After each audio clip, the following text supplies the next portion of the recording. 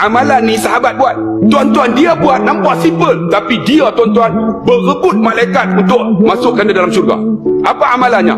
Ada seorang sahabat, tuan-tuan, dalam satu sembahyang, tiba-tiba Nabi rokok, Nabi i'tidal, sami Allahu liman hamidah. Tiba-tiba sahabat ni tambah, hamdan kasiran tayyiban mubarakan fi. Pernah dengar tak? Hamdan kasiran tayyiban mubarakan fi. Bila dia sebut dia tu, habis sembahyang, Nabi kali, wahai sahabatku, siapa di kalangan kamu ketika sami Allahu liman hamidah menyebut ini, hamdan kasiran tayyiban mubarakan fi?